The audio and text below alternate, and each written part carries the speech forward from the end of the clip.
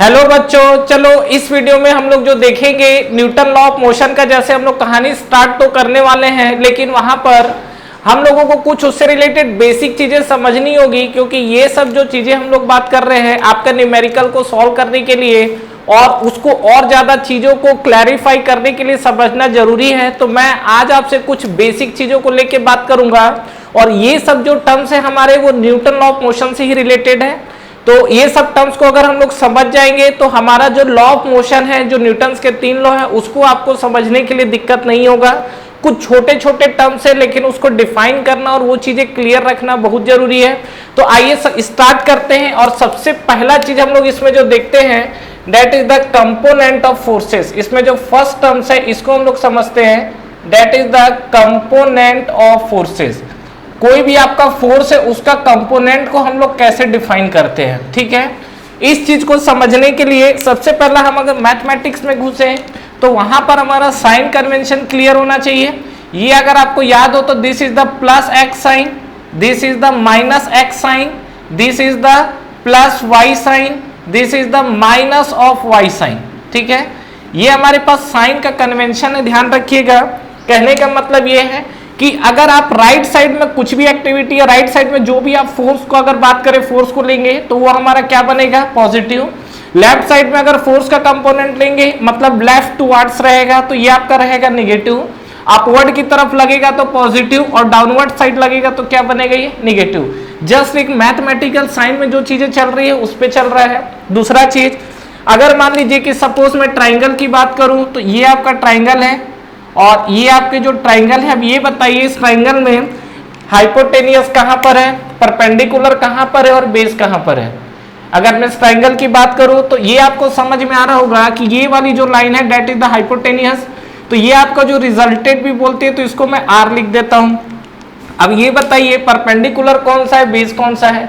कई लोग बोल रहे होंगे कि ये हमारा पोर्शन, अगर मैं यहाँ पे नाम दे दूं, सपोज नाम दे देता हूं ए बी सी। कई लोग बोल रहे होंगे कि ए बी हमारा परपेंडिकुलर है, अच्छा बी सी भी परपेंडिकुलर हो सकता है क्या। अभी तक मैंने यहाँ पर एंगल को डिफाइन नहीं किया है। जब तक मैं यहाँ पर किस एंगल के रेस्पेक्ट में बात कर रहा हूँ नहीं बोलूंगा तब तक यहाँ परपेंडिकुलर और बेस आपका डिफाइन नहीं होगा। अगर मैं इस कंडीशन पे यहाँ पर ये मैं थीटा की बात करूं तो हमेशा ध्यान रखिएगा कि जो थीटा के सामने वाला जो साइड है ये आपका बनता है परपेंडिकुलर और थीटा से जो लगा हुआ ये आपका क्या बनता है, बेस। तो अगर मान लीजिए कि सपोज इसको मैं ए नाम दे दूं और इसको मैं बी नाम दे दूं तो इस कंडीशन में अगर मैं थीटा की यहाँ पर बात कर रहा हूं तो थीटा में हमारे पास देखिए क्या होगा। थीटा में हमारे पास अगर मैं ए बी को बात करूं तो ए बी आपका जो काम कर रहा है ये है आपका परपेंडिकुलर, ठीक है। दूसरा अगर मैं बात करूं किसके लिए, बीसी के लिए, तो यहां पर जो बीसी है वो काम कर रहा है कैसा, बेस की तरह।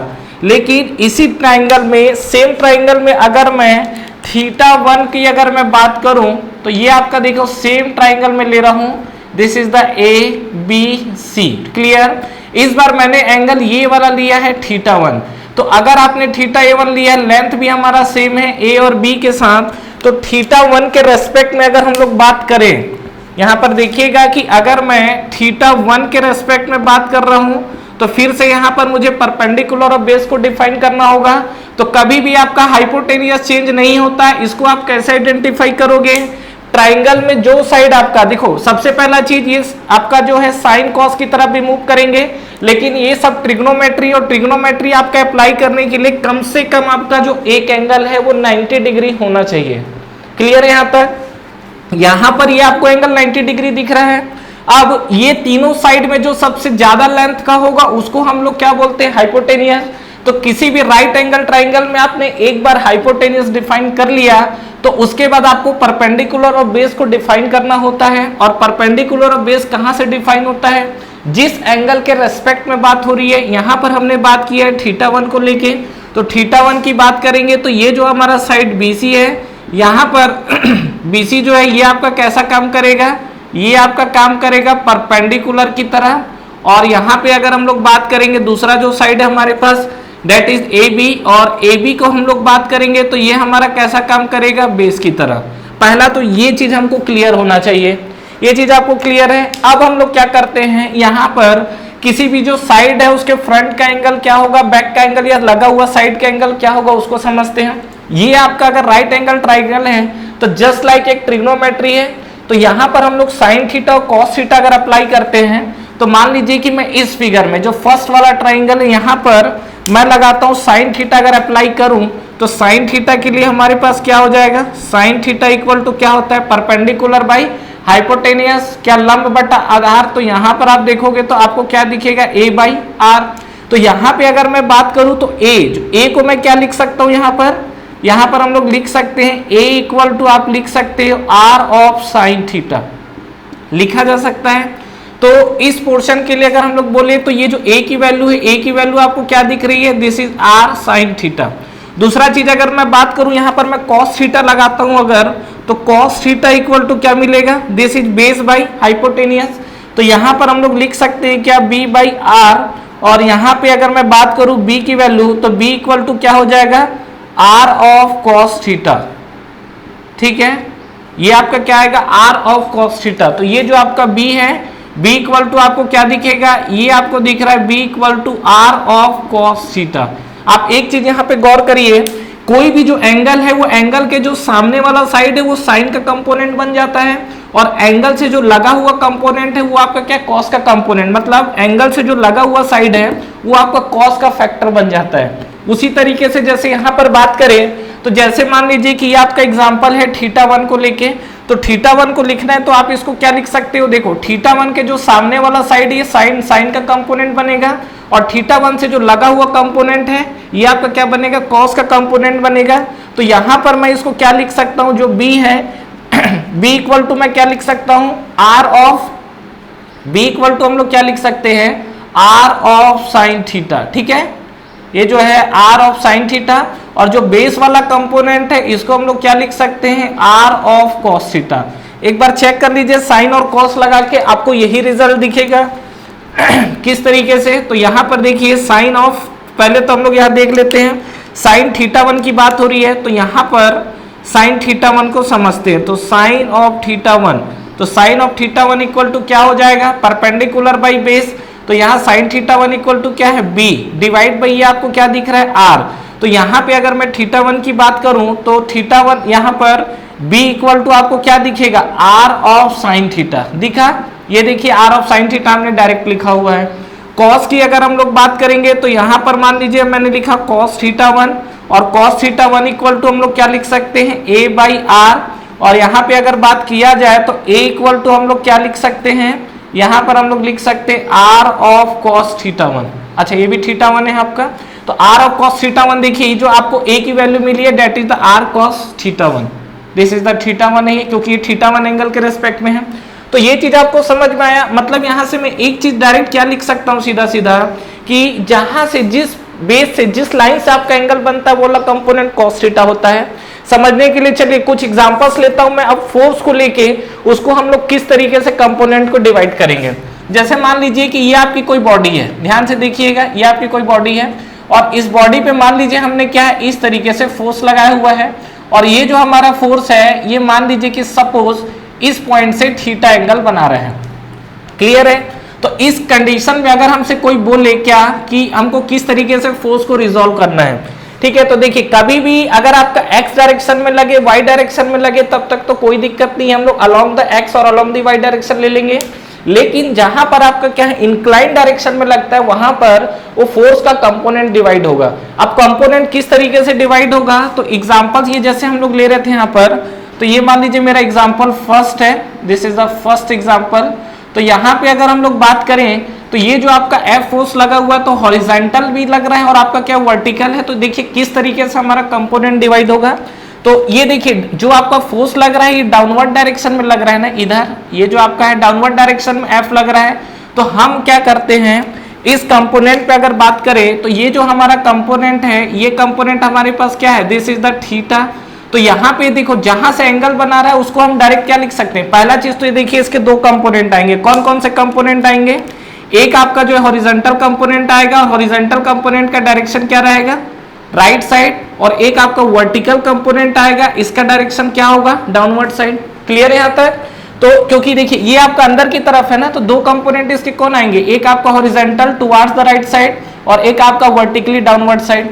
तो इस केस में अगर हम लोग बात करें तो यहां पर हम लोग क्या लिख सकते हैं, देखिए ये जो हमारा है, अगर आपको याद हो तो ये हमारे पास x डायरेक्शन है, ये y डायरेक्शन है।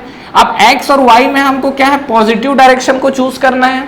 पॉजिटिव डायरेक्शन हम लोग कैसा चूज कर सकते हैं, तो यहां पर अगर मुझे मान लीजिए कोई बोलता है क्या कि इस वाला जो प्लेन है इसमें आपका एंगल कितना बनेगा, तो देखो ये आपका क्या है, जो मान लीजिए कि सपोज एक एग्जांपल मैं अगर इसको f कंपोनेंट ले लूं तो f से ये वाला एंगल क्या बनेगा, f cos थीटा। तो इसी तरीके से ये जो आपका f है, f से जो आपका लगा हुआ साइड है ये आपको क्या मिलेगा, ये आपको मिलेगा f of cos theta. Clear है। और ये वाला पोर्शन को अगर आप देखोगे तो ये आपको क्या दिखेगा, f of sine theta.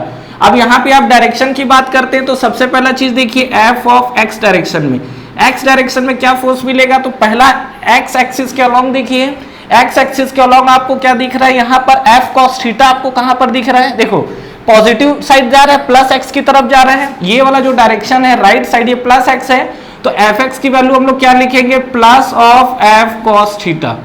Clear है यहां तक, plus of f cos theta. Clear. उसी तरीके से वर्टिकली में आइए तो वर्टिकली डाउनवर्ड साइड जा रहा है, तो पहला वर्टिकली को हम लोग क्या लिखते हैं, y डायरेक्शन में लिखते हैं। तो y डायरेक्शन में अगर आप आओगे तो आपको क्या मिलेगा, ये जो y डायरेक्शन में वर्टिकली डाउनवर्ड निगेटिव है, तो निगेटिव है तो यहां पर आप क्या लिखोगे, minus of f sine theta. Clear है यहां तक। तो ये हमारा रिजॉल्व करने का तरीका है, जिस तरीके से हम लोग क्या है फोर्स को रिजॉल्व करते हैं। इस चीज को ध्यान रखिएगा, प्लस और माइनस साइन लेना है आपको, क्योंकि यहां पर जो आपका फोर्स है, फोर्स आपका क्या है, वेक्टर क्वांटिटी होता है, तो डेफिनेटली उसको साइन के साथ कंसीडर किया जाता है।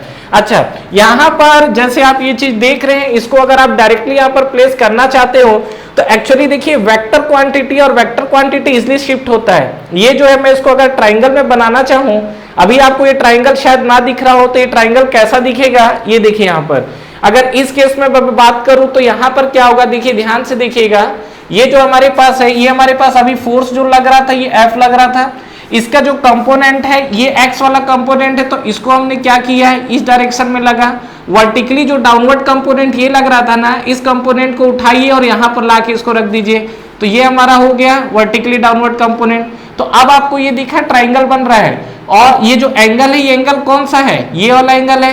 तो यहाँ पर बताइए ये जो थीटा है, तो थीटा के सामने वाला एंगल आपको क्या मिलेगा, this is the f sine theta, सामने वाला एंगल साइन थीटा, और थीटा से जो लगा हुआ एंगल ये मिलेगा आपको cos थीटा, तो इसको हम लोग क्या लिखेंगे, f ऑफ cos थीटा। यही काम तो किया हुआ है हमने। अभी लाइन को उठा के यहां पर रख दीजिए। वेक्टर क्वांटिटी का यही तो खासियत होता है, उस लाइन को आप उसकी लेंथ के साथ छेड़खानी नहीं करना है, और direction in the sense angle के साथ छेड़खानी नहीं करना है।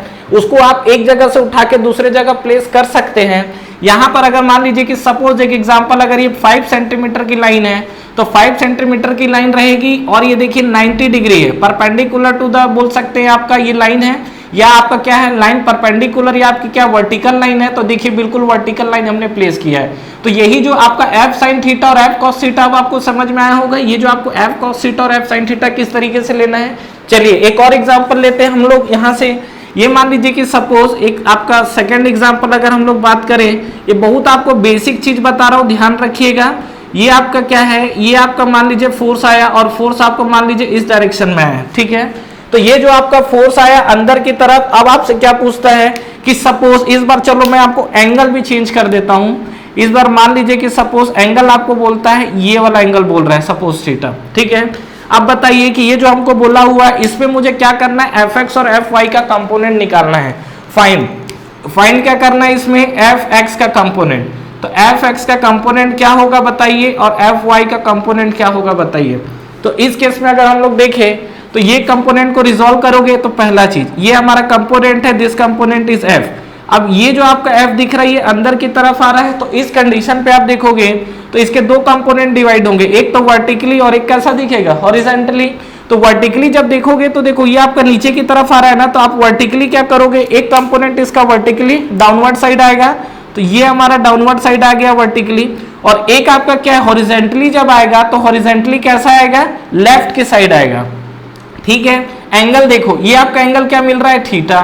तो अब आप इसको क्या इसलिए डिवाइड कर सकते हो क्या, जिस लाइन से आपको थीटा एंगल बनेगा वो cos थीटा लेना। यहाँ हॉरिजेंटल से बना था तो हॉरिजेंटल लाइन को हमने cos थीटा लिया। यहाँ पर हमारा वर्टिकली बना हुआ है तो ये लाइन हमारा क्या बन जाएगा, this is the f cos theta. Clear. और ये वाला लाइन आपको क्या बनेगा, this is the f sin theta. तो यहाँ पे अगर मुझे कोई बोले कि fx और fy कैलकुलेट करना है तो किस तरीके से हम लोग कैलकुलेट कर सकते हैं। अगर मान लीजिए f ऑफ x, तो f of x equal to हम लोग क्या लिखेंगे बताइए। जो हम लोग f ऑफ x अगर लिखेंगे तो f ऑफ x पहले देखो ये है, लेफ्ट जा रहा है कि राइट साइड जा रहा है, तो नो डाउट निगेटिव x है। इधर आपका जो साइड है वो क्या होता है, निगेटिव x है। तो निगेटिव x है तो ये क्या हो जाएगा, minus of f sin theta. तो यहाँ पर आपका बन गया minus of f sin theta. Clear. उसी तरीके से आपसे वर्टिकली अगर बोलेगा तो वर्टिकली f ऑफ y, पहला प्लस आएगा कि माइनस आएगा, तो देखिए साइड कैसा है, नीचे की तरफ जा रहा है, और जो नीचे जा रहा है उसको हम लोग क्या लेते हैं, नेगेटिव साइन लेते हैं। तो यहाँ पर आप एफ वाई की वैल्यू क्या लिख सकते हो, minus of F cos theta. तो यहाँ पर हमने लिख दिया minus of F cos theta. Clear है यहाँ तक। तो ये हमारा जो कंपोनेंट है, इस कंपोनेंट को रिजॉल्व करने आना चाहिए। एक और दो एग्जांपल और लेता हूं। अभी क्या है कि जैसे हमारा क्या है, मैंने सिंगल फोर्स को लेके बात किया हुआ है, ठीक है। अभी मान लीजिए कि मैं एक दो फोर्स और सपोज बढ़ा देता हूं, ठीक है। तो ये चीज अगर बढ़ा देंगे तो आप क्या लिख सकते हो, देखिए एग्जांपल के लिए समझिएगा।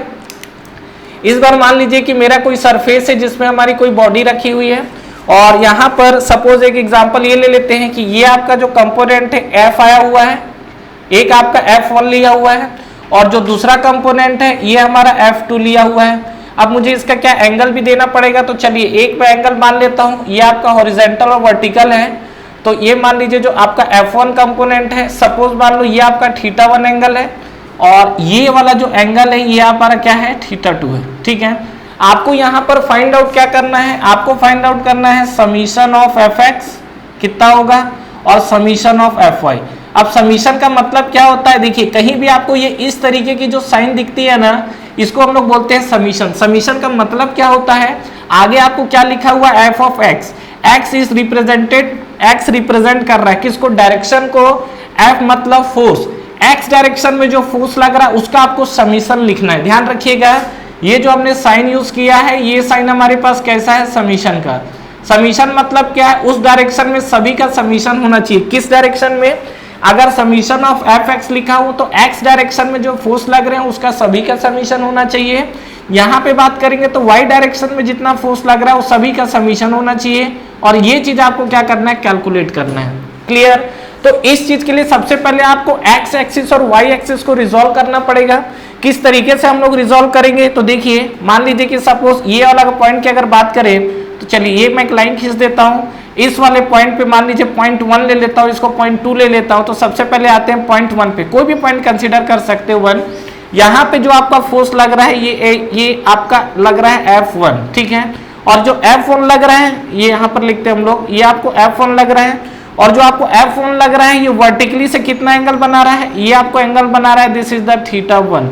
तो यहाँ पे अगर हम लोग बात करें तो क्या होगा, इस कंडीशन पे अगेन आप रिजॉल्व कर सकते हैं क्या, बिल्कुल। वर्टिकली डाउनवर्ड है तो एक आपका फोर्स वर्टिकली डाउनवर्ड आएगा, और एक आपका फोर्स जो आएगा वो आपका राइट साइड होगा। तो इस कंपोनेंट को अगर हम लोग लिखेंगे तो क्या लिख सकते हैं, F1। अगेन बताओ, ये आपका एंगल θ1 बना रहा है तो इसको हम लोग क्या लिख सकते हैं, this is the F1 cos of θ1। Clear है। इसको अगर हम लोग बात करेंगे तो क्या लिख सकते हैं, this is the F1 sin of θ1 लिखा जा सकता है। तो ये हमारे पास दो कंपोनेंट आ गए। उसी तरीके से अब देखो, जब आपने ये दो कंपोनेंट लिख दिया ना, तो ये कंपोनेंट F1 का ही था, तो अब ये F1 को रिप्रेजेंट करने की जरूरत नहीं है, उसको मैं अभी फ्लश डायग्राम में बनाऊंगा। अब हम लोग केवल ये दो कंपोनेंट पे फोर्स करेंगे। कहने का ये मतलब है कि इसी कंपोनेंट जो भी मान लो, सपोज एक एग्जांपल ये 100 न्यूटन आ रहा था, तो यही 100 न्यूटन आपका हॉरिजॉन्टल और वर्टिकल में क्या हो गया, डिस्ट्रीब्यूट हो गया। नो डाउट, अगर आपके पास मान लीजिए कोई बॉडी रखी हुई है, ये आपकी मान लो कोई बॉडी रखी हुई है, अगर आपको हॉरिजॉन्टली इसको धक्का दोगे तो सीधा मूव करेगा एकदम, वर्टिकली करोगे तो इधर जाएगा, लेकिन उसको मिल जाने के लिए जगह मिलना चाहिए वर्टिकली डाउनवर्ड। लेकिन अगर आप बॉडी को इंक्लाइन यूज करोगे, इंक्लाइन दोगे तो क्या है, आगे तो जाएगा, लेकिन जब इंक्लाइन यूज करोगे तो कुछ उसका फोर्स क्या है, डाउनवर्ड भी लगता रहेगा, क्योंकि आपने जो इंक्लाइन फोर्स किया उसका वर्टिकल और हॉरिजॉन्टल दोनों कंपोनेंट बन जाते हैं। तो बिल्कुल हम लोग प्रैक्टिकली आप समझेंगे तो वही काम कर रहे हैं। हॉरिजॉन्टल और वर्टिकल हमारा दोनों कंपोनेंट है। बात करते हैं हमारा नेक्स्ट पॉइंट 2 की तरफ। ये देखिए पॉइंट 2 में आपको क्या मिलेगा, अगर देखिए तो ये हमारे पास पॉइंट 2 है और पॉइंट 2 में देखिए आपका जो फोर्स लग रहा है, ये आपका फोर्स लग रहा है, दिस इज F2 और इसका हमको एंगल दिया हुआ है कहां से, हॉरिजॉन्टल से। तो यहां पर हमने ये ले लिया, दैट इज द θ2। तो अगर हम लोग इस देखें इस कंपोनेंट में तो आपको क्या दिखेगा, ये वाला जो कंपोनेंट है ये हमको दिखेगा क्या, this is F2 cos of θ2। ठीक है, एक कंपोनेंट जो राइट साइड है और एक कंपोनेंट आपका वर्टिकली अपवर्ड जाएगा, और वर्टिकली अपवर्ड जाएगा तो उसको हम लोग क्या लिख सकते हैं, अब देखो θ2 जहां से एंगल बना रहे हैं वो cos θ है, तो ये आपको क्या मिलेगा, this is F2 sin of θ2। चीजों को बिल्कुल एकदम गहराई से और बहुत सिंपल तरीके से बता रहा हूं, समझिएगा। अब अगर मैं इसको रिजॉल्व करना चाहूं तो अब F2 वाला कंपोनेंट, अब F2 वाला डायरेक्ट फोर्स हट गया, ये दोनों कंपोनेंट निकल कर आए, तो फाइनली आप देखेंगे तो इस एंगल में मैं अब देखिए इस प्लेन में अगर आपको रिप्रेजेंट करना चाहूं तो एक मेरा देखो जो फोर्स आया हुआ है इस पॉइंट पे, एक मेरा आया right side, that is the F1 और हम लोग क्या लिख सकते हैं, साइन ऑफ θ1। यहां पे आप देखोगे वर्टिकली तो इसको हम लोग क्या लिखेंगे, F1 और यहां पर हम लोग लिख सकते हैं cos ऑफ θ1। उसी तरीके से यहां पे अगर हम लोग बात करेंगे इस पॉइंट पे तो यहां पे आपको क्या मिलेगा, this is F2 cos of θ2, F2 cos of θ2 और यहां पे अगर आप वर्टिकली बात करोगे तो ये आपको क्या मिलेगा, F2 sin ऑफ θ2। क्लियर है यहां तक। अब देखिए अच्छा ये जो आपका वर्टिकली डाउनवर्ड आ रहा है तो चाहे आप इधर बना लीजिए चाहे ऊपर, मतलब वही है, मतलब ये जो आपका नीचे की तरफ आ रहा है। तो अब आपको क्या करना है कि समीशन ऑफ Fx और समीशन ऑफ Fy निकालना है। तो यहाँ पे हम लोग कैसे कर सकते हैं, ये आप एग्जाम्पल थर्ड ले सकते हो, this is the third example है। तो यहाँ पे अगर मैं बात करूं तो मुझे निकालना है, देखो समीशन ऑफ Fx, तो summation of Fx equal to हमको क्या मिलेगा, तो x डायरेक्शन में जितने फोर्स है आपको पूरा लेना है और सभी को ऐड करना है। तो x डायरेक्शन में मेरे दो फोर्स हैं और दोनों का आप डायरेक्शन देखोगे तो राइट साइड है। ये देखो ये आपका एक Fx वाला प्लस आ रहा है क्योंकि ये देखो आपका क्या है, साइन कन्वेंशन याद है, ये हमारे पास प्लस x होता है, यहां लिखता हूं साइन कन्वेंशन, ये देखो याद है sign convention, this is the plus x। तो यहां पर हम लोग x डायरेक्शन में क्या लिख सकते हैं, F1 sin θ1 plus F2 cos θ2। तो यहां पे मैंने लिख दिया क्या, F1 sin ऑफ θ1 प्लस यहां पे मैं क्या लिख दूंगा, F2 cos θ2। तो यहां पर हमने लिख दिया क्या, F2 cos ऑफ θ2। ये आपको x डायरेक्शन का रिजल्ट समझ में आया कंपोनेंट, और कोई x डायरेक्शन में फोर्स है क्या, नहीं है। तो ये हमारा समीशन ऑफ Fx का आंसर। Fy का आंसर अगर हम लोग बात करें समीशन ऑफ Fy, तो समीशन ऑफ Fy के साथ आपको क्या मिलेगा, अगर मैं बात करूं समीशन ऑफ Fy तो इसमें आपको क्या मिलेगा, तो y डायरेक्शन में देखो ऊपर के अगर याद हो तो प्लस y लेते हैं, लेकिन यहाँ देखो एक नीचे आ रहा है फोर्स, एक ऊपर की तरफ आ रहा है, तो जो डाउनवर्ड आ रहा है उसको आप माइनस y ले लो, जो अपवर्ड जा रहा है उसको प्लस y ले लो। तो यहाँ पे मैं लिख सकता हूँ क्या, जो अपवर्ड वाला फोर्स और डाउनवर्ड, तो देखो डाउनवर्ड में F1 cos θ1 माइनस में जाएगा, तो यहाँ पे मैं लिख दूंगा क्या, F1 cos θ1 आपका माइनस में आएगा, तो ये आपका आएगा minus of F1 cos θ1, minus of F1 cos θ1 और ऊपर जाएगा तो प्लस ऑफ F2 sin θ2। तो यहाँ पे हम लोग लिख सकते हैं क्या, plus of F2 sin of θ2। ठीक है, तो ये हमारा कंपोनेंट आ गया x का और y का कंपोनेंट आ गया। तो इस तरीके से हम लोग क्या है, फोर्स को रिजॉल्व करते हैं। ये जो हमारा है कंडीशन, इस कंडीशन से हमारा क्या फोर्स रिजॉल्व होता है। ठीक है, एक और एग्जांपल लेना है आपको। अब तो आपको चीजें समझ में आ रही होगी कि किस तरीके से हमें क्या है किसी भी फोर्स को कंसीडर करना है, और ये सब चीजें आपको बिल्कुल एग्जाम में दी हुई रहेंगी। तो अभी क्या है कि जैसे हम लोग आगे स्टार्ट करेंगे और जब लॉ की तरफ मूव करेंगे तो ये सब हमारा कंपोनेंट रिजॉल्व करने आना चाहिए, ताकि हम क्या करें, ये कंपोनेंट रिजॉल्व नहीं होगा तो फिर आगे हम लोग सॉल्व नहीं कर पाएंगे। क्लियर है यहाँ तक, तो इस चीज को ध्यान रखिएगा। और ये जो हमारा नॉर्मल कंपोनेंट था, वैसे आप एक क्वेश्चन है, चलिए क्वेश्चन आपको और देता हूं बनाने के लिए। ठीक है, ये आप क्वेश्चन है, इसको आप बना के लाइएगा।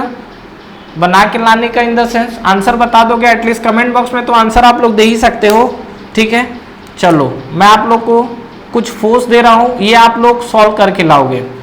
चलिए, ये आपका एक फोर्स है, इस पे मान लीजिए कि मैग्नीट्यूड के साथ दे रहा हूं, this is the 30 Newton force. ठीक है, और यहाँ पर एक हम लोग फोर्स और ले लेते हैं। ये फोर्स जो है यहाँ पर, ये आपका डायरेक्शन है, इसको हम लोग लिख लेते हैं, that is equal to 50 newton. और यहाँ पर अगर हम लोग बात करें इंक्लाइंड प्लेन के साथ, तो मान लो कि ये जो आपका 50 वाला पोर्शन है, ये आपका यहाँ से 30 डिग्री का एंगल बना रहा है। क्लियर है यहाँ तक? मेरी इच्छा है कि मैं एक फोर्स और लगा दूँ एक फोर्स और। तो चलो यहाँ पर एक फोर्स में और लगा देता हूँ, ये वाला फोर्स, ठीक है। और ये जो मैं फोर्स लगाया हूँ, ये मैं यहाँ से लगा देता हूँ अगेन 30 डिग्री पे। अच्छा, इसका मैग्नीट्यूड दे देते हैं, तो दिस ये आप लगा लो 20 न्यूटन। क्लियर है? तो ये आप ध्यान रखिएगा, ये हमारे पास एक बॉडी है जिसमें हमारे पास 3 फोर्स लगा हुआ है। आपको करना क्या है, समीशन ऑफ एफ एक्स निकालना है, मुझे सॉल्व करके बताइएगा। समीशन ऑफ एफ एक्स, और यहाँ पर आपको निकालना है summation of F Y. Clear है? ये चीज को आपको सॉल्व करना है। आई होप आपसे बन जाएगा क्वेश्चन, टफ नहीं है, सॉल्व करना पड़ेगा क्या। चलो एक बार वीडियो पॉज करो, सॉल्व करो। तो एक बार आप वीडियो पॉज करिएगा और सॉल्व करिएगा। सॉल्व करिए, कितना आंसर आ रहा है ये। आई होप आप लोग सॉल्व कर रहे होंगे। इसको कंपोनेंट को सॉल्व करना है। कई लोग क्वेश्चन देख के घबरा गए होंगे, घबराने वाली कोई बात ही नहीं है। सीधा सीधा आपको कंपोनेंट इतना इजी तरीके से बता दिया गया, सॉल्व करना। आप चीजों को क्या है डायरेक्ट यूज कर सकते हैं। किस तरीके से, देखो। तो सॉल्व किया आपने, तो पहले देखिए ये आपकी जो बॉडी है ना, फटाफट आते हैं। अब तो आप क्या मास्टर हो गए होंगे, तो ये चीजों में देखिए किस तरीके से हमारा क्या है एंगल बनेगा या जो भी है। आप पहले देखो कोई भी बॉडी, इस बॉडी पे तो पहले इस पॉइंट को पकड़ लीजिए, फिर हम लोग इस पॉइंट पे जाएंगे। तो ये पॉइंट हम लोग मान लीजिए 1 पकड़ लेते हैं इस बॉडी को। तो मान लीजिए कि मैंने एक लाइन खींच दिया, और मान लीजिए कि ये पॉइंट है, इस पॉइंट को हमने पकड़ लिया 1, और इस पॉइंट 1 पे देखो क्या क्या फोर्स लग रहा है ना, फटाफट आप क्या करो रिजोल्व कर लो। पहले तो 30 न्यूटन लग रहा है, तो 30 न्यूटन हमने यहाँ पर लिख दिया, दिस इज द 30, यूनिट अभी नहीं लिख रहा हूँ। अब देखो 20 न्यूटन अंदर के साइड लग रहा है, मतलब एक डाउनवर्ड आएगा और एक राइट साइड आएगा। तो जो देखो डाउनवर्ड आएगा वो क्या बनेगा, 20 ऑफ cos 30। तो ये आपका जो वर्टिकली डाउनवर्ड फोर्स आया, इसको मैं लिख सकता हूँ क्या, this is 20 of cos 30 degree. Clear है? अच्छा, और राइट साइड अगर मैं बात करूं तो क्या लिख सकता हूं, 20 ऑफ sin 30। तो यहां पर सेम इसी डायरेक्शन में एक और आपको दिखेगा, that is equal to 20 of sin 30 degree. ठीक है? तो ये कंपोनेंट आपका हो गया, इधर का पूरा कहानी खत्म। अब आ जाइए, क्या देखिए इस डायरेक्शन में 2 फोर्स है, ध्यान रखिएगा। क्लियर? अच्छा, नेक्स्ट अगर हम लोग आगे बढ़े तो ये देखिए इधर आपका राइट साइड है, राइट साइड है, तो मान लीजिए इस पॉइंट को हम लोग ले लेते हैं 2। तो 2 लोगे तो एक आपका 2 कंपोनेंट डिवाइड होगा। अब ये देखो एक तो आपका क्या है राइट साइड जा रहा है ना, तो एक अपवर्ड जाएगा, एक राइट साइड जाएगा प्लस एक्स की तरफ। तो ये वाला कंपोनेंट जाएगा एक वर्टिकली कहां जाएगा, अपवर्ड की तरफ, बीच वाले फोर्स को हटा ही दे रहे हैं। और एक आपका जाएगा क्या, एक्स प्लस एक्स की तरफ। ये तो ये आपका जो आएगा, इसको मैं लिख सकता हूं क्या, 50 ऑफ, देखो cos 30 आपका बेस से बना रहा है, तो 50 ऑफ हम लोग क्या लिख सकते हैं, this is equal to cos 30। और इसको हम लोग लिख सकते हैं क्या, 50 ऑफ sin 30 डिग्री। समझ में आया? This is 50 of sin 30 degree. Clear? अब ये आप देखिए यहां पर बस खत्म है। अब आपको समीशन एफ एक्स और समीशन एफ वाई लेना है। तो समीशन ऑफ अगर आप एफ एक्स लोगे तो समीशन ऑफ एफ एक्स आपको क्या दिखेगा, समीशन ऑफ एफ एक्स देखोगे तो आपको क्या दिखेगा, यहाँ पर एक्स डायरेक्शन के पूरे फोर्स लेना है। और देखो 1 2 3 फोर्स है और तीनों आपका प्लस एक्स आ रहे हैं, तो पॉजिटिव होगा। तो यहाँ पर हम लोग लिख सकते हैं क्या, this is equal to 30 plus, यहाँ पर लिखा जा सकता है 20 ऑफ sin 30 प्लस, और क्या लिख सकते हैं 50 ऑफ cos 30। यही तो है। अब आप इसको सॉल्व करना है, कैसे करेंगे, तो ये आपका जो आएगा, ये आपका आएगा कितना, this is equal to 30 plus, यहाँ पर देखो 20 ऑफ sin 30, sin 30 कितना होता है 1/2, तो 20 इंटू 1/2 प्लस 50 ऑफ cos 30 कितना होता है, दैट इज इक्वल टू √3/2। इसको सिंप्लीफाई करना है, तो ये आपका आ जाएगा कितना 30 प्लस ये आपका आ जाएगा 20/2 दैट इज 10 प्लस ये आपका आ जाएगा 25√3। वैसे √3 की वैल्यू देखोगे तो 1.732 होता है, अदरवाइज नहीं ऐड करना है तो डायरेक्ट लिख सकते हो, ये क्या हो जाएगा 40। तो ये आपका आएगा 40 प्लस हम लिख सकते हैं क्या 25/√3। बाकी 5 कॉमन ले लो या जो भी आपको लगे, मैं अभी इसको ऐसे ही छोड़ दे रहा हूँ। ये दैट इज न्यूटन, ये आपका मिलेगा आंसर, और ये आपको मिलेगा समीशन ऑफ एफ एक्स की वैल्यू। क्लियर है यहाँ तक?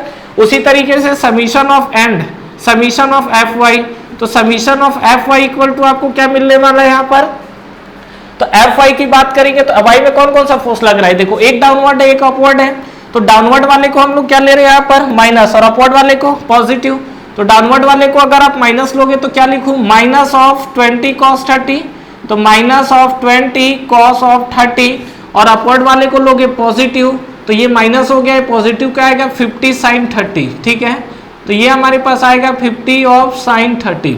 तो यहाँ पे बात करिए क्या मिलेगा, माइनस ऑफ 20 तक तो ठीक है, cos 30 कितना हो जाएगा √3/2 प्लस ये हमारे पास आएगा 50 और sin 30 की वैल्यू क्या है 1/2। सॉल्व करेंगे तो ये आपका आएगा देखिए 20/2 दैट इज -10 ऑफ √3 प्लस ये आपको क्या मिलेगा 25। क्लियर है यहाँ तक 25। तो अब आप क्या है इसको छोड़ दीजिए, नहीं तो आप इसको 5 कॉमन लेके सॉल्व कर सकते हो, ठीक है। ये आपका न्यूटन और ये आपको मिलेगा क्या आंसर, समझ में आया। तो इस तरीके के नंबर्स ऑफ क्वेश्चन है जिसको आप क्या है नॉर्मल तरीके से इजिली सॉल्व कर सकते हो। एक क्वेश्चन मैं आपको दे रहा हूं, वो क्वेश्चन आपको क्या है खुद सॉल्व करना है, ठीक है। ये क्वेश्चन मैं आपको देता हूं यहाँ पर, इस क्वेश्चन को आप बनाएंगे और इसका मुझे आंसर बताएंगे।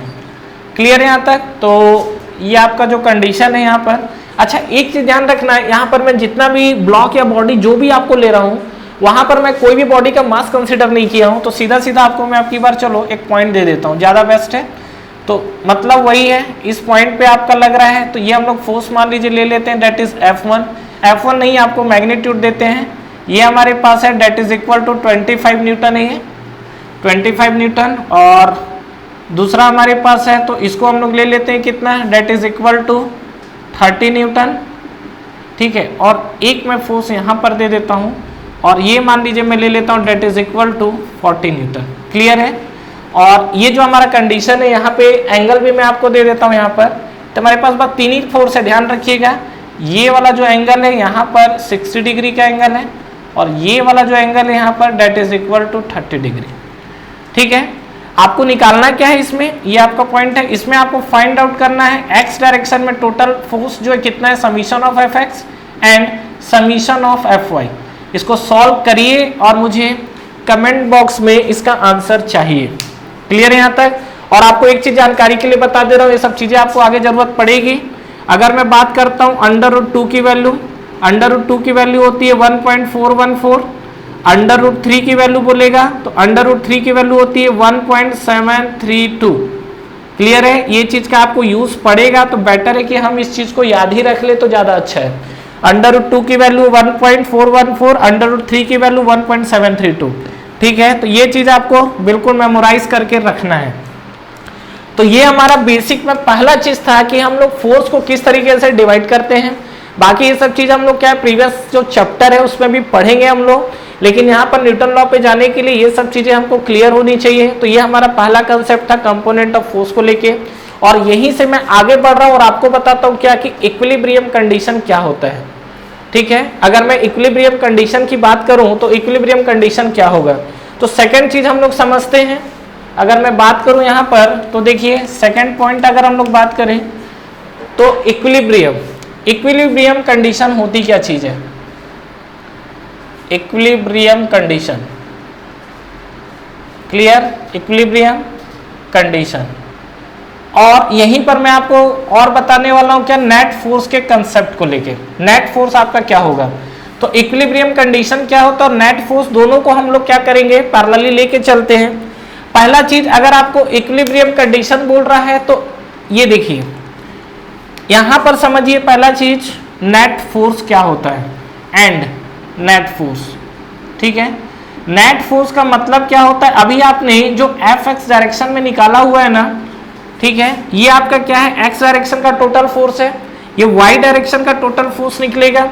और नेट फोर्स या रिजल्टेंट फोर्स बोलेगा तो क्या होगा समीशन √Fx का स्क्वायर प्लस Fy का स्क्वायर। मतलब समझिएगा, जैसे मान लीजिए मैंने यहाँ पर Fx की वैल्यू निकाली, समीशन ऑफ Fx की वैल्यू कुछ आएगी, तो इसको मैं बोलूंगा this is the net force in x direction, net force in x direction.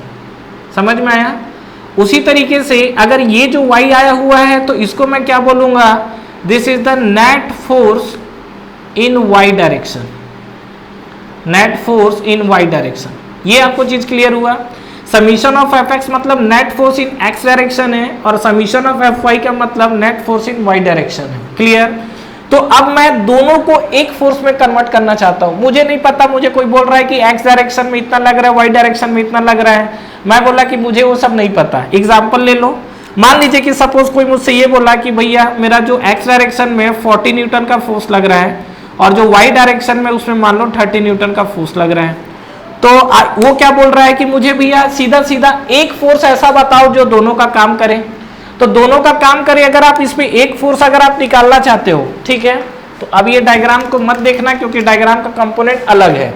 तो एफ एक्स और एफ वाई में अगर मुझे बोलता है क्या कि मुझे एक सिंगल फोर्स में निकालना है, तो एफ ऑफ, इसको हम लोग बोलते हैं रिजल्टेंट फोर्स, और ये रिजल्टेंट फोर्स आपका कैसे निकलेगा, under root of F X का square plus under root of यही प्लस एफ वाई का स्क्वायर। यहां से आपको मिलेगा रिजल्टेंट फोर्स। मतलब किसी बॉडी पे आप ये दो फोर्स ना लगा के एक फोर्स लगाओगे तो ये दोनों का इक्विवेलेंट क्या होगा। ऐसा नहीं करना है कि 40 और 30 हमने जोड़ दिया, 70 न्यूटन आया तो भैया हम 70 न्यूटन का एक सिंगल फोर्स अप्लाई कर देते हैं, ऐसा नहीं होता है। क्यों? क्योंकि ये वेक्टर क्वांटिटी और वेक्टर क्वांटिटी को ऐड करने का तरीका क्या होता है, ये जो आपका अंडर रूट आप लिखोगे तो ये आप लिखोगे क्या, डेट इज 40 का स्क्वायर प्लस वाई का कंपोनेंट लिखोगे तो ये आएगा 30 का स्क्वायर। इसको और आप अगर सिंप्लीफाई करोगे तो आपको क्या मिलेगा यहाँ पर, चलिए यहाँ पर देखते हैं हम लोग। सिंप्लीफाई करिए, सिंप्लीफाई करोगे तो ये आपका आएगा 4, तो ये आपका आ जाएगा 1600 प्लस ये आपका कितना आएगा 30 का स्क्वायर डेट इज 900 का स्क्वायर।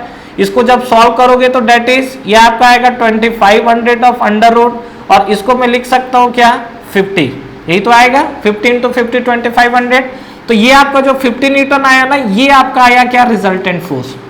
ठीक है, तो अल्टीमेटली देखो करना क्या है, पहला चीज देखिए हमको बोल रहा है नेट फोर्स निकालने के लिए, तो नेट फोर्स आपसे बोला जाएगा कि एक्स डायरेक्शन में, वाई डायरेक्शन में, या अगर केवल नेट फोर्स बोलता है तो आपको ओवरऑल जो आपको निकल कर आएगा, मतलब एक्स डायरेक्शन वाई डायरेक्शन ये सभी चीज को आपको कंबाइन क्या बोलेंगे, नेट फोर्स बोलेंगे। क्लियर है? तो नेट फोर्स का मतलब सीधा सीधा आपको समझ में आ गया, एक्स डायरेक्शन में जितने भी फोर्स लग रहे हैं, वाई डायरेक्शन में जितने भी फोर्स लग रहे हैं, ये दोनों का जो कंबाइंड फॉर्म आएगा that is called net force. वो हम लोग बोलेंगे कि किसी बॉडी पर नेट फोर्स लग रहा है। जैसे मान लीजिए कि ये आपका कंपोनेंट है, ये निकल कर आया है, आपने इसको सॉल्व किया, ये इतना लग रहा है। अगर हम लोग बोले कि बॉडी पर नेट फोर्स हमारा कितना आ रहा है, तो नेट फोर्स आ रहा है 50 न्यूटन। वो बोलेगा कि बॉडी पे एक्स डायरेक्शन में कितना फोर्स आ रहा है 40 न्यूटन, वाई डायरेक्शन में नेट फोर्स कितना है 30 न्यूटन।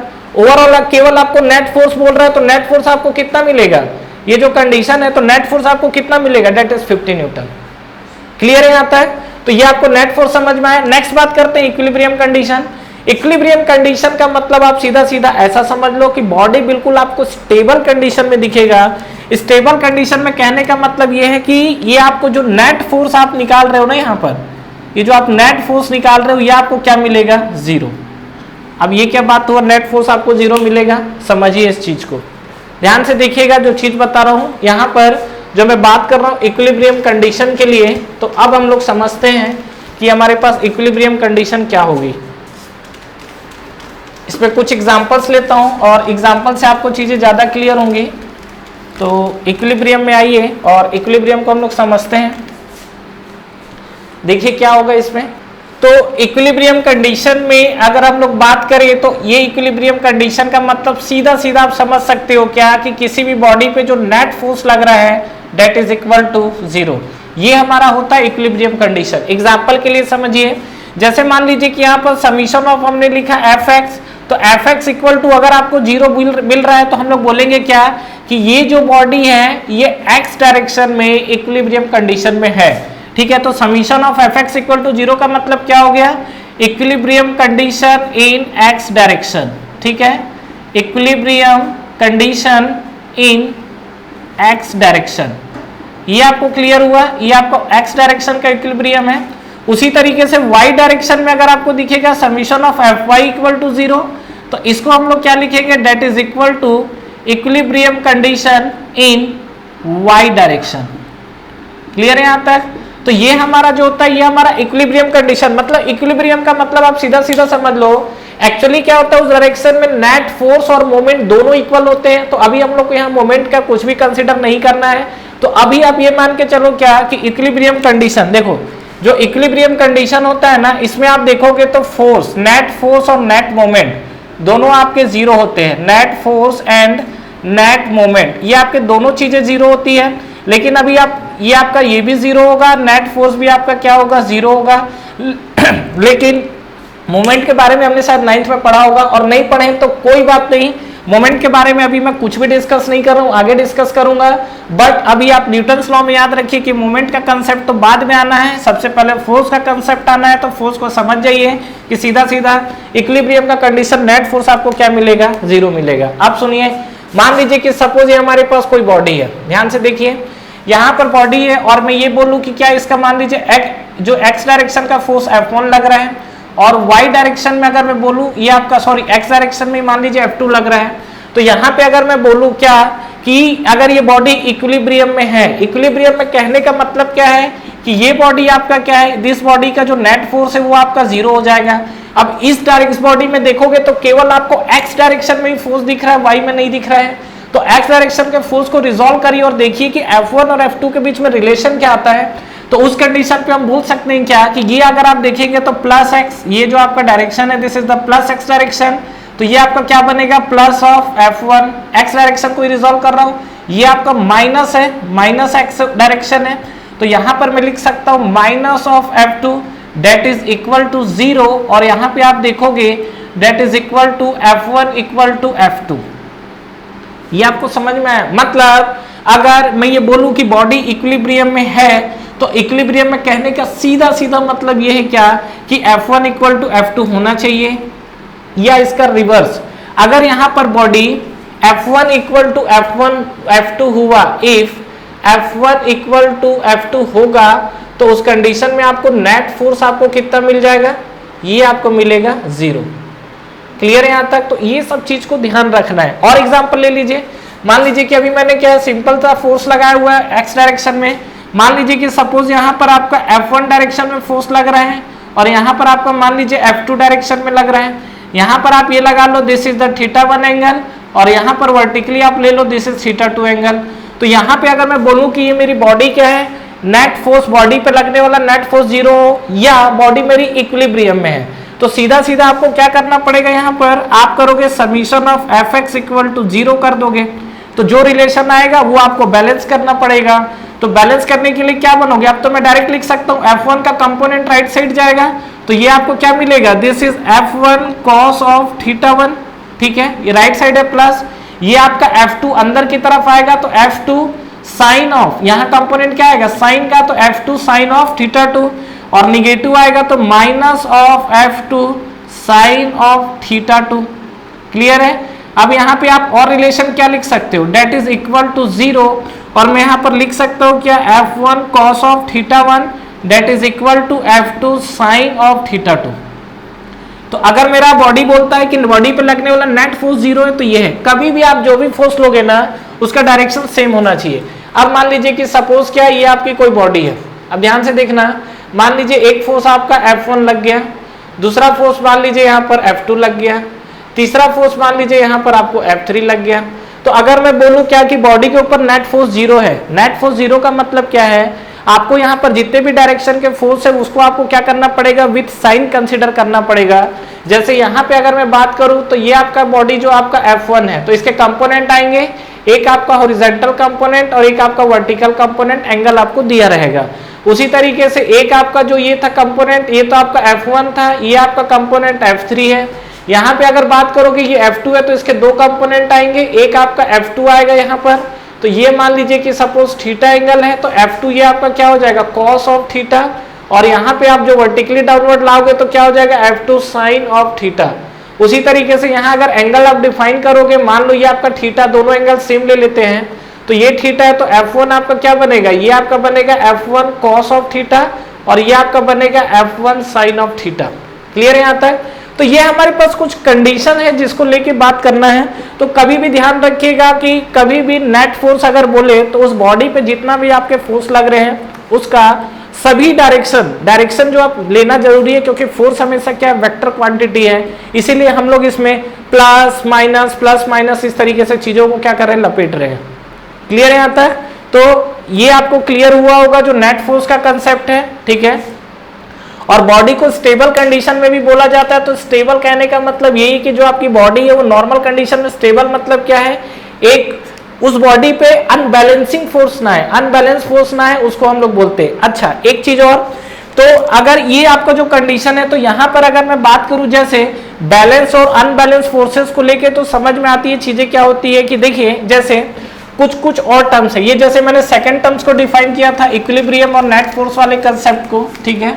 उसके बाद अगर जैसे मान लीजिए बोला जाता है बैलेंस्ड फोर्स और अनबैलेंस्ड फोर्स, तो ये चीजें क्या होती है, थर्ड पॉइंट में डिस्कस कर रहा हूं आप लोगों से, that is the balanced and unbalanced force, balanced and unbalanced forces, ठीक है। तो बैलेंस और अनबैलेंस फोर्सेस में आपको क्या समझ में आता है, देखो सीधी सी बात है कि यहां पे अगर मैं बात करूं और अगर आपका F of net equal to 0 आता है, ठीक है, तो कहीं ना कहीं आप इस फोर्स को बोल सकते हो this is the balance force. समझ में आया, ये आपको क्या मिलेगा, बैलेंस फोर्स। और अगर आपको एफ नेट ऑफ 0 नहीं आता है, ठीक है, तो ये आपको क्या मिलेगा, ये आपको मिलेगा अनबैलेंस्ड फोर्स, ठीक है। अब सुनिए, एक न्यूटन्स का लॉ होता है, सेकंड लॉ से निकल कर आता है, that is F equal to m a. हम लोग पढ़ने वाले हैं, आगे पढ़ेंगे डेफिनेटली, ठीक है। तो एफ इक्वल टू जो हम लोग एम ए लिखते हैं, तो यहां पर अगर आप देखोगे तो F equal to m a में यहां अगर मैं इक्वल टू 0 है तो डेफिनेटली बॉडी का मास तो 0 नहीं हो सकता, एक्सेलरेशन बॉडी का 0 है, तो बॉडी का 0 है, तो ये आपका जो डिफाइन करता है this is the Newton first law में ये चीजें कंसिडर होती है। मतलब जब न्यूटन फर्स्ट लॉ पढ़ेंगे तो वहां पर हमारी जो कंडीशन होगी वो बॉडी क्या होगी, बैलेंस्ड कंडीशन में होगी, क्लियर। और एफ नेट में नॉट इक्वल टू 0 है, मतलब यहां पर बॉडी के साथ एक्सेलरेशन कुछ ना कुछ है, तो उस कंडीशन में क्या होगा, बॉडी बैलेंस कंडीशन में नहीं अनबैलेंस कंडीशन में चली जाएगी। बाकी हम लोग जब फर्स्ट लॉ और सेकंड लॉ में इंटर करेंगे तो ये चीज मैं आपको पूरा डिटेल में बताऊंगा, बट आप इतना ध्यान रखिए, बैलेंस मतलब कहीं ना कहीं उस बॉडी के ऊपर नेट फोर्स 0 है, और अनबैलेंस का मतलब क्या है, बॉडी पे जो नेट फोर्स लग रहा है that is not equal to 0। Clear है यहाँ तक। तो ये हमारे पास कुछ कंडीशन थे। इसके अलावा अगर हम लोग बात करें तो कुछ एंगल्स को लेके हम लोग समझ लेते हैं कि जो हमारा एंगल है पूरा मैथमेटिक्स से ये सब। तो जैसे हमारा एंगल होता है, एक हमारा देखिए यहाँ पर, जैसे मान लीजिए कि दो पैरेलल लाइन है और दो पैरेलल लाइन में कोई आपका मान लीजिए लाइन इंक्लाइंड है, तो अगर मान लीजिए कि सपोज दिस एंगल अगर थीटा है तो डेफिनेटली ये वाला एंगल भी क्या होगा, थीटा हो गया। जैसे एग्जांपल के लिए ले लीजिए, ये हमारे पास दो लाइन पैरेलल है, ये मान लीजिए दो लाइन हमारे पास पैरेलल है, और ये कोई अगर मैं एंगल लेता हूँ यहाँ पर, तो ये पैरेलल लाइन में अगर आप देखोगे तो क्या होगा, ये जो हमारे पास एंगल है this angle is equal to this angle, ठीक है। तो ये अगर मान लीजिए θ1 है तो यहाँ भी ये आपको क्या दिखेगा, ये भी आपको θ1 दिखेगा। तो इसको हम लोग बोलते हैं वर्टिकली अपोजिट एंगल, ठीक है। और यहाँ पे अगर बात करेंगे तो एक और एंगल होता है, इसको हिंदी में शीर्षाभिमुख कोण बोलते हैं। और अगर हम लोग एंगल की बात करेंगे तो और हमारे पास क्या होता है, ये हमारे पास मान लीजिए कि सपोज दो पैरेलल लाइन है, ठीक है, और पैरेलल लाइन में मान लीजिए कि आपका क्या है, कोई इंक्लाइंड लाइन है, और कोई इंक्लाइंड लाइन इस तरीके से आपकी चल रही है, तो यहाँ पर हम लोग बोल सकते हैं क्या, देखो ये अगर एंगल मान लो मैं लेता हूँ थीटा, तो ये एंगल भी आपको क्या मिलेगा, this angle is also called theta, ठीक है। तो ये आपका जो लाइन है ये समझिएगा इस चीज को, ये आपका थीटा है, तो ये भी आपको क्या मिलेगा, थीटा मिलेगा, क्लियर। उसी तरीके से आप अगर ये वाला एंगल लेते हो, मान लो और सपोज ये वाला एंगल θ1 है, तो यहाँ पर ये दोनों जो लाइन है, इस लाइन में भी ये आपको क्या मिलेगा, दिस एंगल इज θ1, ठीक है। तो यहाँ पर मैंने आपको थर्ड कंसेप्ट बताया हूँ बैलेंस्ड और अनबैलेंस्ड फोर्सेस को लेके। नेक्स्ट हम लोग बात करते हैं क्या, नेट नॉर्मल रिएक्शन का कंसेप्ट, ठीक है, concept of normal reaction. Again ये अगर नॉर्मल रिएक्शन का कंसेप्ट देखोगे तो न्यूटन थर्ड लॉ से आया हुआ है, लेकिन ये आपको फर्स्ट लॉ से ही ये चीजें अप्लाई होगी, तो इसको भी हम लोग क्या है समझ लेते हैं। तो नेक्स्ट हमारा जो फोर्थ अगर देखते हैं, ठीक है, concept of net forces, concept of net forces नहीं, नेट फोर्सेस तो हमने पढ़ चुका, हमने नेट रिएक्शन की तरफ अगर मैं बात करूं तो देखिए न्यूटन थर्ड लॉ से आया हुआ है, लेकिन ये आपका फर्स्ट लॉ से ही अप्लाई लग जाता है, तो समझते हैं। कभी भी ध्यान रखिएगा, व्हाट इज रिएक्शन, सबसे पहले तो हम लोग रिएक्शन को डिफाइन करते हैं। रिएक्शन मतलब क्या है, जब भी आप कोई एक्शन करते हैं तो वहां से जब भी हम लोग एक्शन करते हैं तो उसके अपोज में जो फोर्सेस लगते हैं दैट इज कॉल्ड रिएक्शन। कहने का मतलब क्या है, अगर मैं इस बॉडी को अंदर की तरफ धक्का मार रहा हूं तो क्या ये बॉडी अंदर की तरफ जा रही है? क्या नहीं जा रही है। इसका मतलब ये है कि डेफिनेटली वो बॉडी क्या है, बाहर की तरफ फोर्स लगा रही है। अब बात है कि सपोज एक एग्जांपल, मैं इस बॉडी को अगर 10 न्यूटन अंदर की तरफ फोर्स लगा रहा हूं, ऐसा समझो, अगर मैं इस बॉडी को 10 न्यूटन अंदर की तरफ फोर्स लगा रहा हूं तो बॉडी अंदर नहीं गई, इसका यह मतलब है कि बॉडी भी अंदर से 10 न्यूटन का फोर्स बाहर की तरफ लगा रही है। अब बात यह है कि अगर मैं 10 लगा रहा हूं तो 10 न्यूटन लगाएगी, 20 न्यूटन लगा रहा हूं तो 20 न्यूटन अंदर की तरफ, तो जो अंदर से बाहर की तरफ जो दे रही है that force is called reaction. ठीक है, तो कभी भी क्या है कि हम लोग जो फोर्स लगाते हैं तो कभी भी बॉडी के ऊपर जो एक्शन होता है तो वो आपका एक्शन क्या है, हमेशा जो आपको एक्शन दिखेगा, इस एक्शन के अपोज में जो फोर्स काम करता है इसको हम लोग क्या बोलते हैं, that is called reaction force. जो आपको एक्शन फोर्स काम करता है उस एक्शन फोर्स के अपोज में जो आपको फोर्स लगता है उसको हम लोग क्या बोलते हैं, that force is called reaction force. किस तरीके से, देखिए यहां पर जैसे मान लीजिए आपकी बॉडी है, ये बॉडी और ये आपकी मान लीजिए कोई ब्लॉक है जो आपको रखा हुआ है, तो ये ब्लॉक आपको रखा हुआ है, तो देखो मान लो कि सपोज इस बार ये बॉडी का जो मास है उसको हम लोग m ले लेते हैं, तो ये आपकी बॉडी रखी है, तो ये हमको पता है कि इस बॉडी का जो मास वेट है वो नीचे की तरफ एक्ट करेगा, और एक्ट करेगा तो W इक्वल टू हमारे पास क्या होता है, mg। What is W? W is the mass, sorry W is the weight. जो W की बात हो रही है, W आपका क्या है यहाँ पर, ये आपका वेट है, और जो मैं m की बात कर रहा हूँ ये m आपको क्या दिख रहा है, m इज द मास। इस चीज को ध्यान है, तो यहाँ पर मैं लिख सकता हूँ W इक्वल टू आपको क्या दिखेगा, ये आपको दिखेगा mg। ये जो आपको W है, W इक्वल टू क्या दिखेगा आपको, mg। अब देखो जब ये बॉडी क्या है कॉन्टेक्ट सरफेस में आई है, तो अगर ये mg लगा रही है तो बॉडी यहाँ रुकी हुई है, बॉडी में ऐसा तो नहीं है वर्टिकली मोशन है, नहीं है, तो अगर ये बॉडी नीचे की तरफ फोर्स लगा रही है तो डेफिनेटली ये क्या करेगा, ये जो आपका सरफेस है ये ऊपर की तरफ एक रिएक्शन प्रोड्यूस करेगा। ठीक है, और जो रिएक्शन प्रोड्यूस करेगा that reaction is called normal reaction. ठीक है, तो ये जो हमारे पास है ये आपका क्या बनेगा, नॉर्मल रिएक्शन। तो ये जो मैं नेट रिएक्शन की बात कर रहा हूँ तो ये आपका क्या कहीं ना कहीं माइनस होगी टर्म्स, तो आप ये नेट रिएक्शन ना लिख के पहले आप नॉर्मल रिएक्शन समझिए। नेट रिएक्शन को हम लोग जब लॉ स्टार्ट करेंगे तो उसके अंदर बात करेंगे। तो यहाँ पर ये W इक्वल टू mg आपका नीचे की तरफ एक्ट कर रहा है, और जो n है वो आपका क्या है, ऊपर की तरह एक्ट कर रहा है। तो यहाँ पर जब हम लोग इक्विलिब्रियम कंडीशन लगाएंगे तो ये बताइए कि जैसा हमने फोर्स के अकॉर्डिंग देखा है, तो यहाँ पर हम लोग लिख सकते हैं क्या, समीशन। अब देखो y डायरेक्शन में तो कोई फोर्स नहीं लग रहा है, लेकिन सॉरी x डायरेक्शन में कोई फोर्स नहीं लग रहा है, लेकिन y डायरेक्शन में फोर्स लग रहा है, तो समीशन ऑफ Fy। ठीक है, अब सुनिए, क्या बॉडी के पास मूव कर रहा है क्या, नहीं, बॉडी के वर्टिकली मोशन है क्या, नहीं, तो ये आपकी जो बॉडी है ये आपकी इक्विलिब्रियम कंडीशन में अगर है, अगर ये बोला जाए कि हाँ ये बॉडी अगर मान लो आपकी इक्विलिब्रियम कंडीशन में, और नो डाउट मोशन नहीं है, मतलब कहीं ना कहीं बॉडी इक्विलिब्रियम कंडीशन में है, तो उस केस में आपका क्या बन जाएगा, mg आपका नीचे की तरफ लग रहा है, n आपका ऊपर की तरफ लग रहा है, तो वर्टिकली जो डाउनवर्ड है, तो डाउनवर्ड को हम लोग क्या लेंगे, ये आपका mg। तो डाउनवर्ड फोर्स को हम लोग क्या ले रहे थे, याद है, ऊपर की तरफ हम लोग लेते हैं प्लस y, नीचे की तरफ लेते हैं माइनस y, तो नीचे आपको निगेटिव साइन लेना है, तो नीचे निगेटिव लोगे तो ये आपका आ जाएगा माइनस ऑफ mg, और अपवर्ड क्या लग रहा है, प्लस, तो प्लस ऑफ n। ठीक है, और बॉडी इक्विलिब्रियम में तो summation of Fy equal to क्या हो जाएगा, 0। तो फाइनली यहाँ पर हम लोग लिख सकते हैं क्या, that is mg equal to n। मतलब यहाँ पर मैं लिख सकता हूँ कि यहाँ पर जो नॉर्मल फोर्स है that is equal to mg। Clear है यहाँ तक? अब बात है कि ये जो नॉर्मल रिएक्शन लगता है ये कब लगता है और किस कंडीशन पे लगता है। तो इस चीज को ध्यान रखिएगा कि जो हमारे पास जो भी बॉडी के पास नॉर्मल रिएक्शन रख रहे हैं, ये हमेशा क्या होता है, जो भी आपका कॉन्टेक्ट सरफेस है, ध्यान रखिएगा जो वर्ड यूज कर रहा हूं, कॉन्टेक्ट सरफेस। किसका कॉन्टेक्ट सरफेस, बॉडी और सरफेस का। ठीक है, ये जो कॉन्टेक्ट सरफेस है हमेशा उसके क्या होता है, परपेंडिकुलर लगता है। ठीक है, हमेशा ध्यान रखिएगा कि जो भी आपकी बॉडी है उस बॉडी पे जो भी आपका जो कॉन्टेक्ट सरफेस है हमेशा क्या होगा, बॉडी आपकी जो भी है उसका जो भी कॉन्टेक्ट सरफेस होगा उस कॉन्टेक्ट सरफेस के परपेंडिकुलर लगेगा। एग्जांपल के लिए जैसा हमारे पास ये बॉडी था तो कॉन्टेक्ट सरफेस क्या आपका क्या है, परपेंडिकुलर लगा है। मान लीजिए कि सपोज ये हमारे पास कोई सरफेस है, ये आपके पास मान लीजिए कोई सरफेस है, और यहाँ पे अगर मैं बात करूं तो ये हमारे पास कोई बॉडी रखी हुई है, तो इसका वेट लगेगा वर्टिकली डाउनवर्ड, लगने दीजिए कोई दिक्कत नहीं है, लेकिन बॉडी जो इसका मास जो भी मास है, ठीक है, लेकिन ये ध्यान रखिएगा कि इसमें अगर आपसे कोई पूछा जाए कि इसमें नॉर्मल फोर्स कैसा आएगा, कॉन्टेक्ट सरफेस देखिए, this is the contact surface है, कॉन्टेक्ट सरफेस है तो सीधा इस कॉन्टेक्ट सरफेस के कैसा आएगा, परपेंडिकुलर आएगा, this is the end. Clear है यहां तक?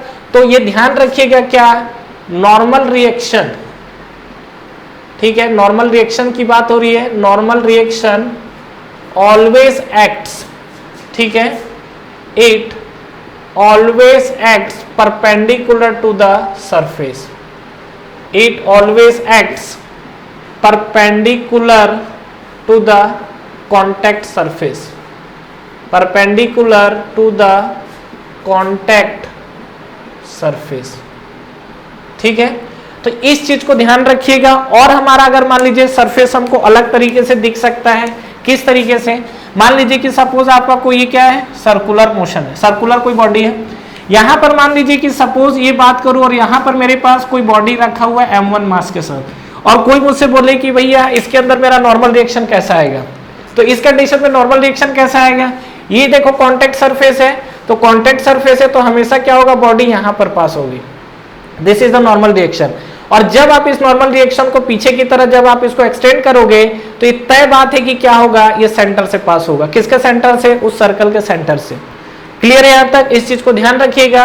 उसी तरीके से मान लीजिए कि आपसे अगर बोला जाए क्या कि यहां पर कहीं भी अगर आप बॉडी को रखते हो, ठीक है, कहीं भी अगर हम लोग बॉडी को रखें, एग्जांपल के लिए मान लीजिए कि यहां पर हमने रख दिया है बॉडी को और यहां मान लो m2 मास है, तो यहां पर भी अगर आप निकालना चाहते हो तो क्या होगा, यहां पर ये बॉडी का जो है परपेंडिकुलर आएगा लाइन, तो ये बॉडी क्या है, यहां पर इसका परपेंडिकुलर, नॉर्मल रिएक्शन हमेशा क्या, कांटेक्ट सरफेस के परपेंडिकुलर है, और जब आप इसको एक्सटेंड करोगे यहां पर तो ये चीज आपको दिखेगा और ये अगेन क्या होगा, सेंटर से पास होगा। क्लियर है? कहीं भी अगर आप यहां पर कहीं भी बॉडी को रखोगे तो हमेशा ध्यान रखना कि वो आपका क्या बनेगा, नॉर्मल। चलो एक कंबाइंड बॉडी लेते हैं, वो हमको समझ में आएगा। ये हमारे पास एक बॉडी है, ध्यान दीजिएगा, और यहां पर मान लीजिए कि मैंने क्या किया, एक रॉड रख दिया है इस तरीके से। क्लियर है यहां तक? अब ये बताइए कि इस कंडीशन में मेरे पास कितने नॉर्मल फोर्स आएंगे और किस तरीके से आएंगे। तो पहला चीज, नॉर्मल फोर्स आने के लिए बॉडी को कांटेक्ट में होना जरूरी है, ध्यान रखना। Normal reaction, not force, normal reaction अगर चाहिए, ठीक है, तो body should be in contacting area, ध्यान रखिएगा इस चीज को। तो नॉर्मल रिएक्शन के लिए पहला कंडीशन क्या है, बॉडी हमेशा क्या होना चाहिए, कांटेक्ट में होना चाहिए। अगर आपका कांटेक्ट नहीं है तो वहां पर आपको नॉर्मल रिएक्शन नहीं मिलेगा। यहां पर क्या है, body should be in contact, body should be in contact. ये आपको समझ में आया?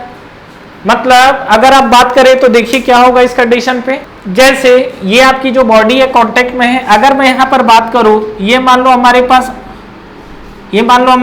m बॉडी, m मास की बॉडी है, और ये हमारा क्या है, सरफेस है। यहां पर आपको देख रहे हो नो कांटेक्ट, यहां पर आप देख रहे हो तो कोई कांटेक्ट नहीं है बॉडी और सरफेस का, तो नो कांटेक्ट है, तो दैट्स वाई यहां पर आपको क्या मिलेगा, नो नॉर्मल रिएक्शन। ठीक है, यहां पर आपको क्या मिलेगा, नॉर्मल रिएक्शन आपको यहां पर मिलेगा ही नहीं, क्योंकि कांटेक्ट सरफेस ही नहीं है। ठीक है, वहीं अगर आपका क्या कांटेक्ट बनेगा तो आपको मिलेगा। तो यहां पर देख लीजिए जहां जहां, और अच्छा जरूरी नहीं है कि जो आपकी बॉडी है वो केवल आपका क्या है, अर्थ से या किसी सरफेस से, कहीं भी किसी भी बॉडी से जहां भी टच हुई, मतलब वहां पे नॉर्मल रिएक्शन आपको डेफिनेटली मिलेगा। जैसे यहां पर देखिए बात करते हैं, यहां पर देखिए इसमें टोटल कांटेक्ट पॉइंट कितने हैं। एक तो आपकी ये जो बॉडी 1 ले लेते हैं, तो इस बॉडी का इससे कांटेक्ट पॉइंट, तो एक आपको नॉर्मल रिएक्शन यहां पर मिलेगा। ठीक है, दूसरा अगर देखेंगे तो देखो यहां पर टच पॉइंट है, यहां भी आपको एक नॉर्मल रिएक्शन मिलेगा। तीसरा देखो ये टचिंग पॉइंट है, ये भी आपको नॉर्मल रिएक्शन देगा। तो यहाँ पे टोटल 3 आपको क्या मिलेंगे, नॉर्मल रिएक्शन मिलेंगे। किस किस तरीके से मिलेंगे, ये आपकी जो बॉडी है, तो ये बॉडी अगर नीचे की तरफ आ रही है तो नॉर्मल रिएक्शन आपको कैसा एक्ट करेगा, ऊपर की तरफ। तो एक आपको जो बॉडी एक्ट करेगा ये आपको मिलेगा, मान लो 0.1 है तो इसको हम लोग ने N ले लिया। ये अगर 0.2 है तो यहाँ टचिंग है, तो ये बॉडी इधर की तरफ आ रही है तो ये आपका लगेगा दिस इज द N2, और यहाँ पर भी टच है तो ये बॉडी पे कैसा लग रहा है, N3। क्लियर है? तो ये जो आपको लग रहा है, ध्यान रखिएगा, जो मैं डायरेक्शन देख रहा हूँ डायरेक्शन को थोड़ा ध्यान दीजिएगा, ये N3, जहां जहां आपका कांटेक्ट सरफेस है वहां पर क्या है, बॉडी नॉर्मल में आएगी। अच्छा, दूसरा चीज, जरूरी नहीं है कि बॉडी क्या डाउनवर्ड ही कनेक्ट हो तो नॉर्मल फोर्स आएगा। आपको ये भी कंडीशन मिल सकता है क्या, कि मान लीजिए कि एक हमारे पास बॉडी है, दूसरी बॉडी ये है, this is the M1 mass and this is the M2 मास। अब ये बताओ यहाँ पर आपको कहाँ कहाँ नॉर्मल फोर्स मिलेगा, बताइए। तो इस कंडीशन पे अगर आप देखोगे तो पहला देखो, जो बॉडी जहां भी टच हो रही है मतलब वहां पर डेफिनेटली आपको क्या मिलेगा, नॉर्मल फोर्स मिलेगा। किस तरीके से, देखिए यहां पर ये जो हमारा कंडीशन है, पहला आपको एक नॉर्मल रिएक्शन यहां पर मिलेगा, ठीक है। तो नॉर्मल हमेशा क्या है, बॉडी के थ्रू यहां पे लगेगा, तो ये हमारा बन गया डेट इज द N1 ले लेते हैं। एक यहां भी टचिंग है ना, तो ये आपको क्या मिलेगा, ये अपवर्ड N2। और ये देखो दोनों बॉडी आपस में टच में है, तो डेफिनेटली यहां पर क्या आएगा, नॉर्मल। और यहां पर नॉर्मल किस तरीके से आएगा, देखो ये M1 है, तो M1 क्या है, M2 पे जाके धक्का मारेगा। देखो अभी रखा हुआ है, टच सरफेस में है, टचिंग में, तो क्या M1 M2 पे अप्लाई कर रहा है और M2 क्या कर रहा है, M1 पे अप्लाई कर रहा है। तो इस कंडीशन पे अगर आप बात करोगे तो यहाँ पे आपको क्या दिखेगा, ये आपको एक नॉर्मल रिएक्शन आएगा, डेट इज N3। क्लियर है, मतलब आप इस पे देखोगे तो आपको क्या है, अलग अलग अगर इस बॉडी को डायग्राम में बनाता हूं मैं, तो देखो आपको किस तरीके से आप बना सकते हो। एक जो हमारा M1 है, तो M1 में आपको क्या है, और एक मान लीजिए कि यहां पर मैं बना रहा हूं, दिस इज द M2, ठीक है। तो यहां पे अगर आप बात करोगे तो आपको क्या मिलेगा, M1 आपका क्या है, ऊपर की तरफ, ये देखो ये जो आपका नॉर्मल है, तो नॉर्मल आपका लग रहा है कहां, ऊपर की तरफ, तो ये हमने लगा दिया, दिस इज N1, ठीक है। और क्या लग रहा है, देखो N3, इस बॉडी पे देखोगे तो N3 आपका क्या है, इस बॉडी में इधर की तरफ आ रहा है। उसी तरीके से ये लगोगे N2, तो ये आपको दिख रहा है नॉर्मल फोर्स N2 ऊपर की तरफ, और M1 के थ्रू जो इस पे फोर्स लग रहा है, तो डेट इज इक्वल टू क्या, N3। ये दोनों क्या एक दूसरे पे सेम फोर्स लगा रहे हैं, बॉडी इक्विलिब्रियम में है, तो ध्यान रखिएगा। तो ये जो हमारा कंडीशन है, तो कभी भी इस चीज को ध्यान रखिएगा, हमेशा जो नॉर्मल रिएक्शन होता है कांटेक्ट सरफेस के बीच में आता है। कांटेक्ट सरफेस आपका दो बॉडी के साथ भी हो सकता है, बॉडी का सरफेस के साथ भी हो सकता है, जैसा भी। तीसरा चीज, हमेशा जो कांटेक्ट फोर्स, जो नॉर्मल रिएक्शन का डायरेक्शन होता है, always perpendicular to the surface. जो भी हमारा सरफेस है उस सरफेस से क्या आएगा, परपेंडिकुलर आएगा। क्लियर है यहाँ तक। तो ये हमने कुछ यहाँ पर बेसिक चीजें देखी है जिसके बारे में हमने बात किया है, और ये बेसिक चीजें समझना जरूरी है। अगर ये आपको क्लियर है तो आपको न्यूटन लॉ समझने में कोई दिक्कत नहीं आएगी, ठीक है। तो उम्मीद करता हूँ बच्चे लोग, आप लोग को ये चीज समझ में आया होगा, और ये जो नॉर्मल रिएक्शन और मैंने यहाँ पर जितने कंटेंट को लेके बात किया हूँ वो भी चीज आपको क्लियर हुई होगी। तो मिलते हैं फिर हम लोग नेक्स्ट वीडियो में, तब तक ये वीडियो को देखते रहिए। और अगर अभी तक आपने इस चैनल को सब्सक्राइब नहीं किया है तो सब्सक्राइब कर लीजिए, और अपने फ्रेंड्स यार के साथ इस वीडियो को शेयर करिएगा। इस वीडियो को लाइक करना ना भूलें, और जो भी आपके डाउट्स है इससे रिलेटेड उसको आप कमेंट बॉक्स में डालिए। उस कमेंट बॉक्स में जो भी डाउट्स आएंगे, मैं उस डाउट्स का जो आपको आंसर है वीडियो के थ्रू आपको नेक्स्ट वीडियो में दूंगा। ठीक है friends, wish you all the best, thank you.